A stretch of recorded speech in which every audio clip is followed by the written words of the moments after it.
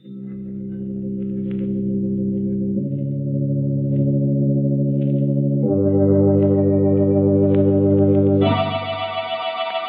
Tea and Lipton Soups present Inner Sanctum Mysteries.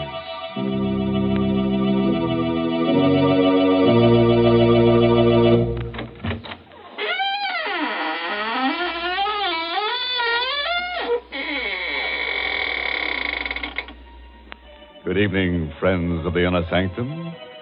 This is your host, waiting to act as your guide through the squeaking door on a specially prepared travelogue. First, we'll take a little jaunt with jeopardy along the path of peril, where we'll prowl with panic until we take the left turn into Horror Highway, and thence via Terror Turnpike straight into the road to ruin. I don't think I like your itinerary, Mr. Host. If you don't mind, I'd much rather take a shortcut to the highway of happiness via the kitchen. And pray tell us, by what signpost shall we recognize your blithesome highway of happiness, Mary? Well, you'll just know you're headed for pleasure when you take your first taste of swell Lipton tea. Because, what a world of contentment there is in every cupful. What flavor, what wide-awake flavor. No wonder the tea experts say there's only one word to describe Lipton's, and that's brisk. No wonder more folks enjoy Lipton's than any other brand of tea in the world. It's because Lipton tea never tastes dull, flat, or dreary. It's always lively and cheery. Yes, Lipton's is the world's favorite tea, and it will be your favorite, too, once you taste that brisk Lipton flavor. So be sure you try Lipton tea.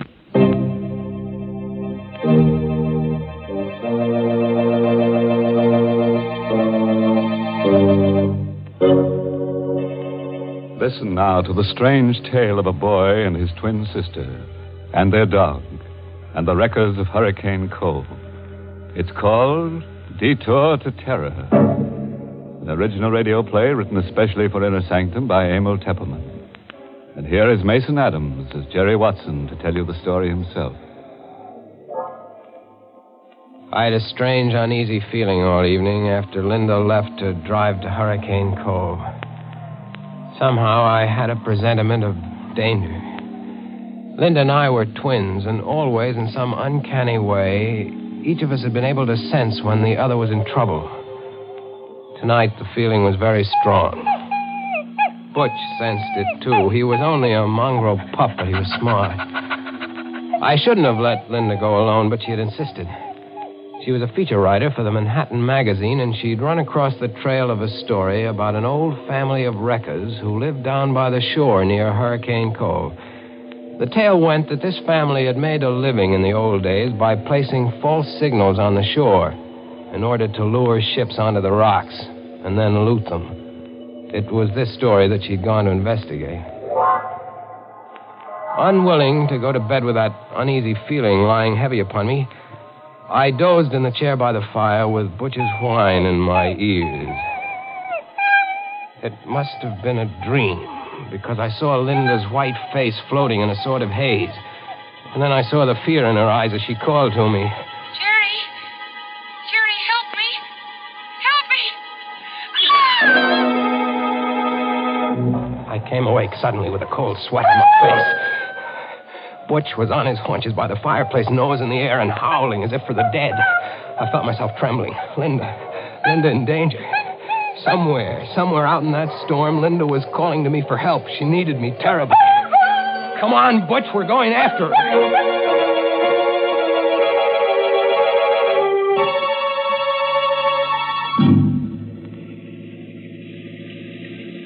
Within 20 minutes, I was speeding through the storm out along Highway 9. I remembered Linda's telling me just what route she'd take. See, Jerry, I'll go out on 9 to here, and then turn off on the old shore road. It isn't used much anymore, but it's the shortest route to Hurricane Cove. And if I leave now, I should be there by midnight.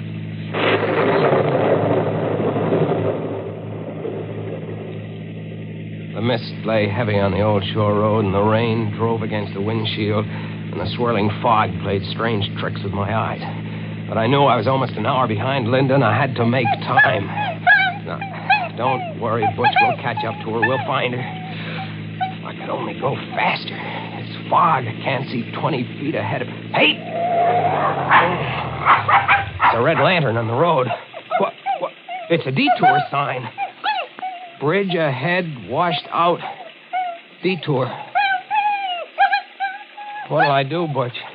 How do I know what Linda did? Did she drive straight ahead or did she take the detour? I've got to know. I can't sit here waiting. We'll take the detour, Butch, and pray it's the right choice.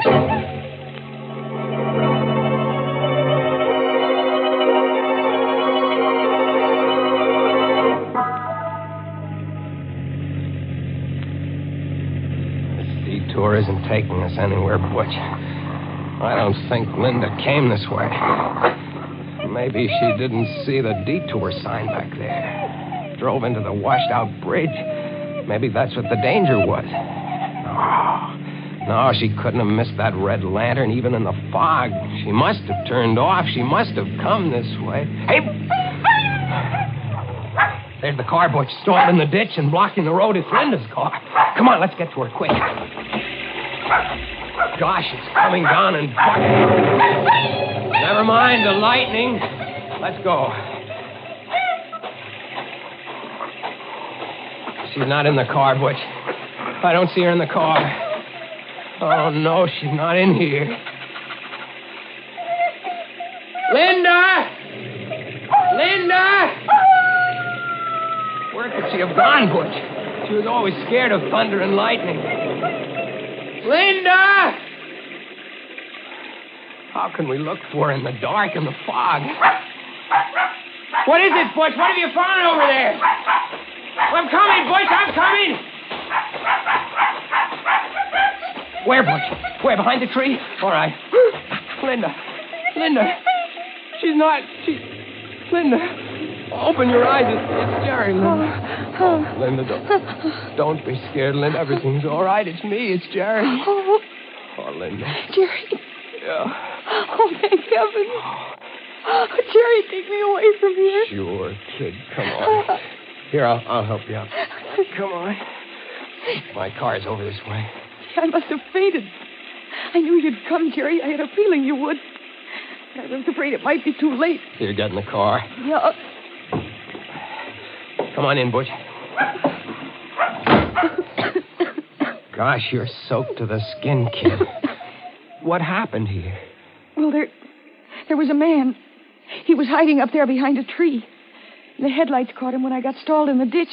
How'd you come to land in the ditch? Well, there's a tree lying across the road. See, look over there. You can just see it in the headlights. Oh, yeah. Oh, I see. Gosh, it's a big one.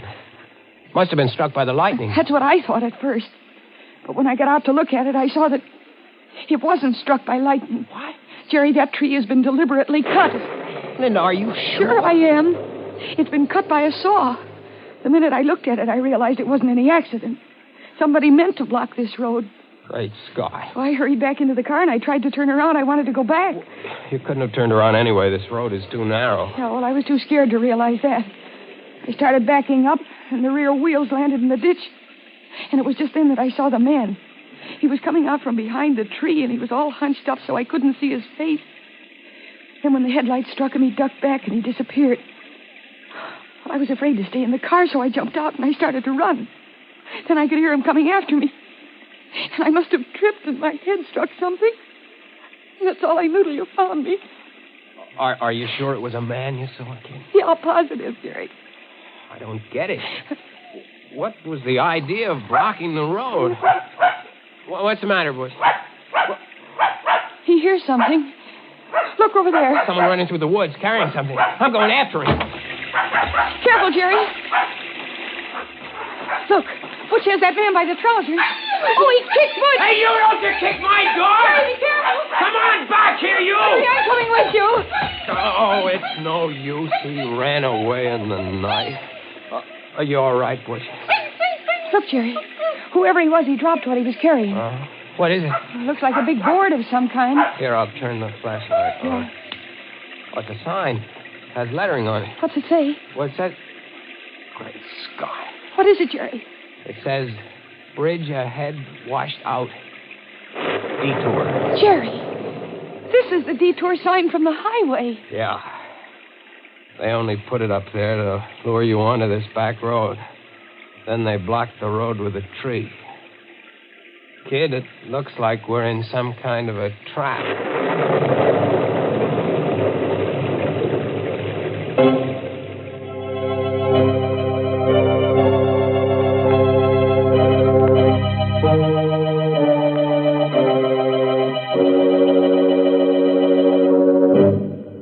Now, what kind of a mess have we got these poor people into? Imagine finding that poor twin sister unconscious behind the tree. And it took Butch to find her, too. I wonder what kind of a tree it was. Oh, probably a dogwood tree. As you can always tell a dogwood tree by its bark. There's poor Linda in all that trouble, and here you go, making puns. I can't help it, Mary. That's my nature. I ought to know it's your nature by now. And I ought to know, too, you can't change people. Take those of us who like to start each day off with piping hot Lipton tea. Why, nothing in the world could change us. In fact, breakfast just wouldn't be breakfast without Lipton. Lipton tea just seems to go with a bright bowl of gay yellow jonquils, a sunny checked gingham tablecloth, and, of course, the morning paper. Part of the reason is Lipton's deep amber color and tempting aroma.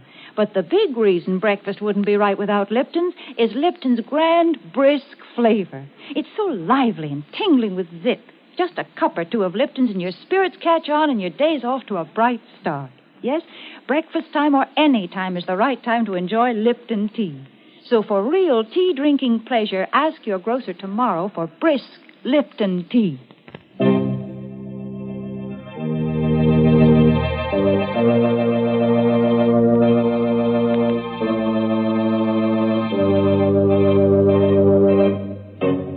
Well, let's get back to our story now and see what happens along that deadly detour. I have a hunch that Jerry and Linda are in for a lot of trouble. Trouble in twins, you know, never comes singly.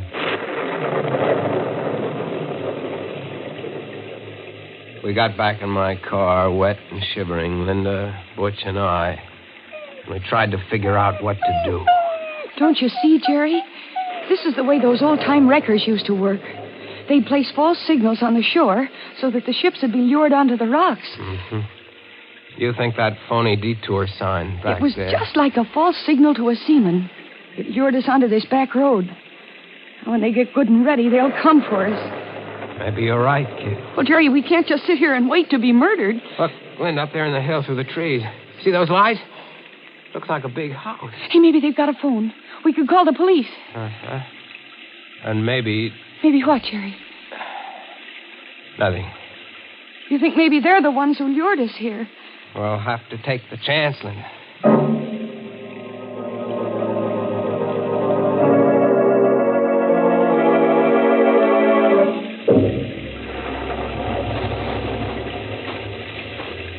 The ground here is so soft. Isn't there a path through these woods? There is. We could never find it now. Anyway, this is the quickest. There are the lights of the house, up ahead through the trees.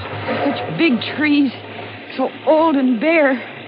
They look like evil things, like they're waiting to twine their arms around us and crush us. Quit it, kid. You'll work yourself up for nothing. We'll be at the house in a minute. What?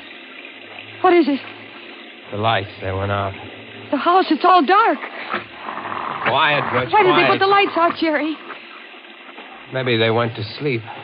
What'll we do? We'll go up and ring the bell. That's what we'll do. Jerry. What? Do you hear that? What? Yeah, someone playing the piano in there. In the dark. Oh, it sounds uncanny. Come on, I'm going to ring the bell.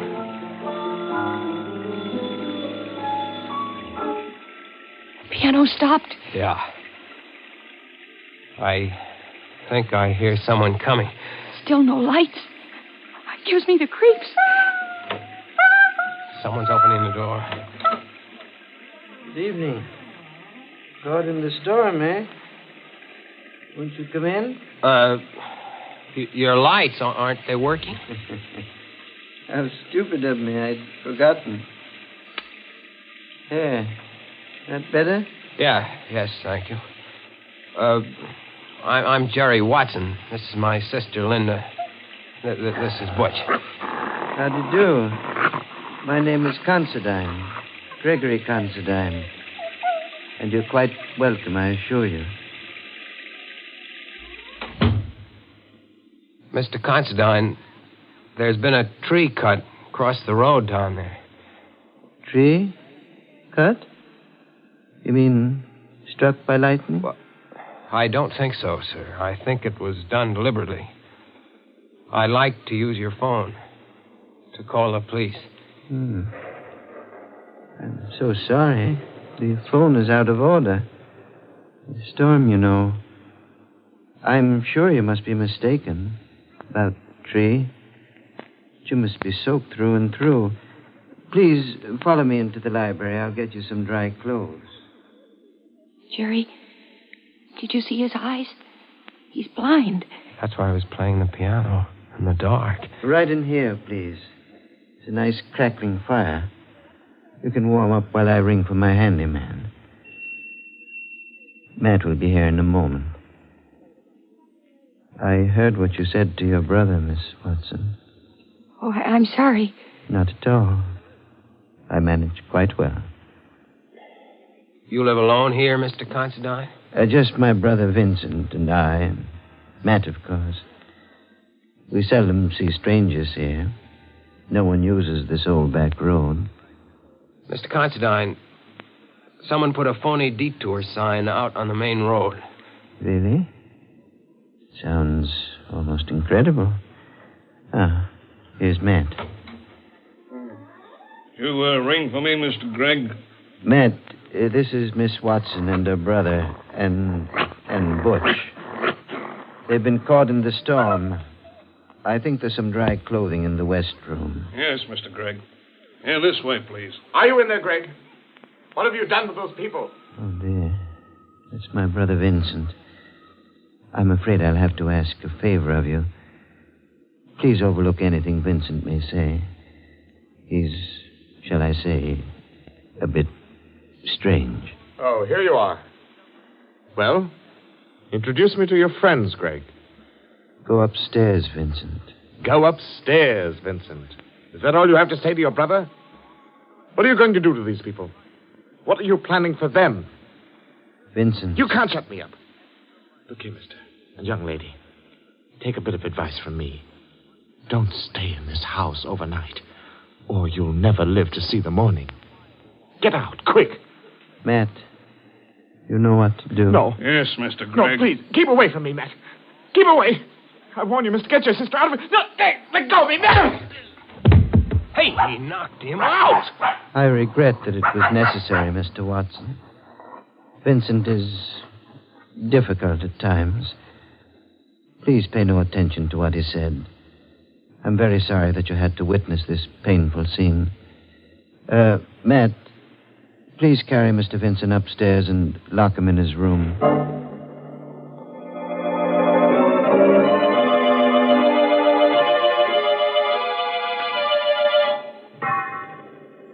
I hope you like these rooms. Yes, thank you. Yes, I'm sure we'll be comfortable, Mr. Considine. They're adjoining rooms, as you see. And these doors bolt on the inside. I advise you to keep them locked all night. We surely will. Thank you for these dry clothes and for the tea. You're quite welcome, I assure you. Now just try to get a good night's sleep. Everything will be all right in the morning. Oh, Jerry, I'm scared. So is Butch. And so am I. What'll we do? First thing to do is bolt the door. He's blind. Yet he frightens me, Jerry. The way he ordered his brother knocked down. Jerry, there's something I've got to tell you.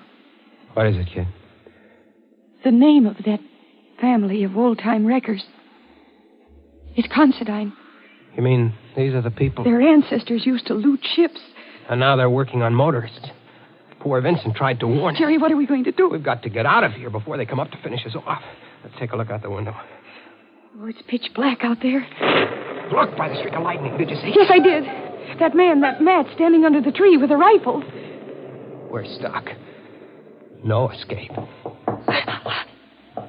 What's that? Someone tapping against the wall. In there. Can you hear me? Who is it? It's Vincent. I'm in the room next door to you. It's locked on the outside. Can you get me out? We'll be right there. Quiet, Butch. Oh, Jerry, maybe there's a chance if Vincent will help us. Come on, kid. Yeah. No noise.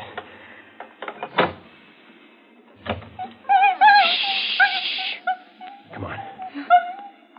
Here, this is the door. Look, it's bolted on the outside. They must keep him locked up all the time. Well, here goes.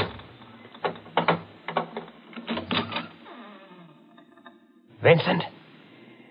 Here I am. Don't make any noise. My brother has ears like a cat. And don't let him fool you. He may be blind, but he's more dangerous than any man who can see. How are we going to get out of here? Matt's watching outside with a rifle. Listen. The piano. My brother is amusing himself in the dark. He always plays the piano when he has something on his mind. Do you know any way for us to get out of here? Well, there's only a slim chance. Now listen to me carefully. The only chance is to get out the back way. But you have to pass the open living room door downstairs. And Greg is in there at the piano. And what'll we do? Well, you wait here. I'll go down first and see if they've left the cellar door unlocked. I'll come back for you. Please, don't move until I return. Be careful. Don't worry. I will. Jerry, what'll happen if Greg hears him? Greg will probably call Matt and then lock him up again. And what'll become of us? We'll worry about that later. Jerry, he stopped playing. Yeah. Do you think he heard Vincent coming down?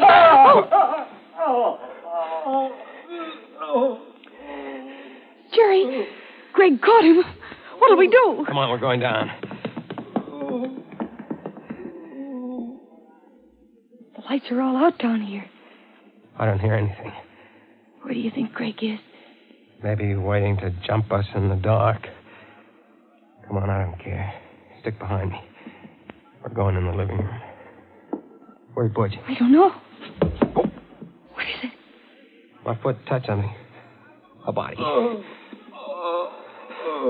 Then I'm going to take a chance on the flashlight. Stand by. All right. Great Scott. What is it? Look. What is it? That isn't Vincent. It's Greg. He's been stabbed. Watch out. Vincent is somewhere around. He'll kill you.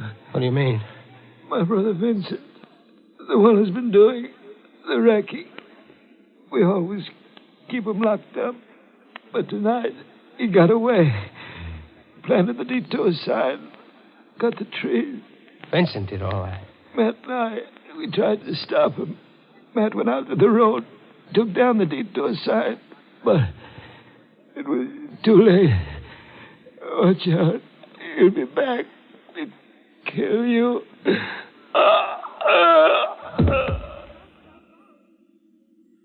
He's dead. Jerry. Poor Greg. And we thought of... Oh, the lights. Thank you for waiting for me. Vincent. Where'd you get that rifle? From Matt. He won't need it anymore. What are you going to do? What do you think? You're crazy. Well, aren't we all? Now, my good friends, if you'll just say a prayer. Any little prayer will do. Point that gun at my sister. It won't do you any good to stand in front of her. This rifle is a 30-30.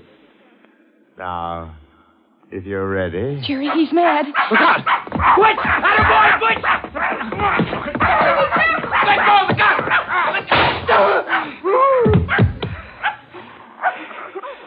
The gun went off in his face. Oh, Jerry. Take it easy, kid. He's dead. Don't look at him. He isn't pretty to look at. Butch, you did all right. Oh, kid, you can write your feature story now. The story of the wreckers of Hurricane Cove. And it'll be under your own byline, too. Oh, I better write it under a double byline, Jerry. The Wreckers of Hurricane Cove by Linda Watson and Butch.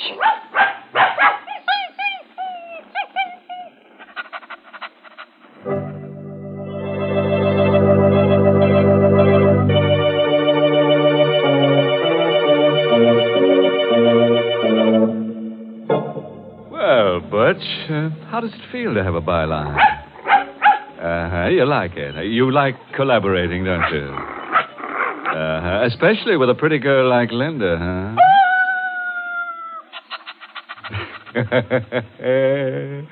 Which just goes to prove that there's a little bit of wolf in the best of dogs. But do you know the difference between a wolf call and a wolf whistle, Mr. Host? Let me think. When a fella gives a wolf whistle, he's starved for love. And when he gives a wolf call, he's just plain starved.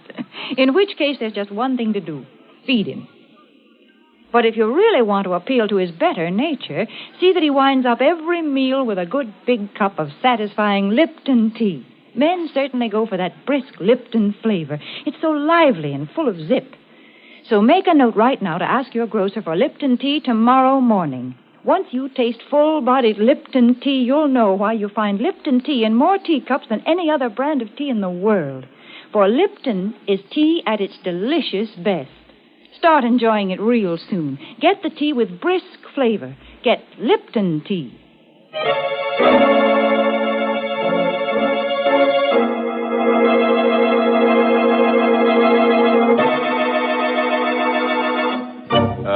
Parting word of advice, friends. If you should ever awake from a hideous nightmare and find yourself driving in a mental fog along a lane that has no turning, with madmen lurking behind trees waiting to strike you down, and strange beasts with red tongues lapping at your ankles, and the bare and ugly trees stretching forth their gnarled arms to crush you, and there is no escape at all, why worry about it? You won't come out alive anyway.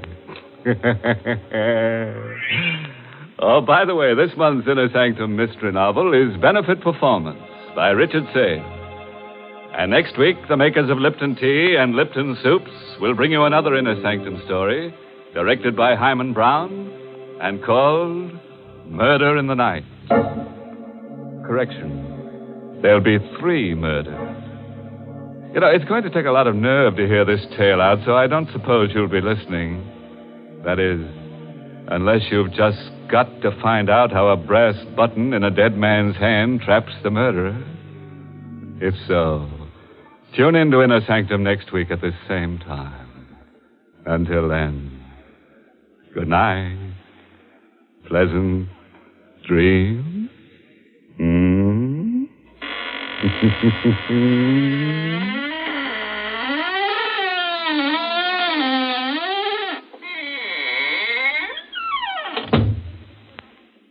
Friends, here's a good way to lead off a meal. Serve quick, grand-tasting chickeny Lipton's noodle soup. The first taste of Lipton's noodle soup takes you back to Grandma's own country kitchen. But you get Grandma's results in a jiffy, because Lipton's noodle soup is a real old-fashioned noodle soup with oodles of tender noodles in savory golden broth that's easy to fix and costs little.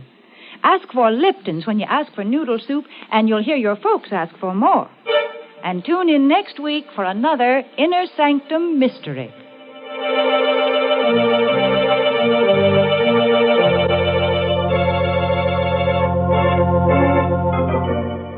This is CBS, the Columbia Broadcasting System.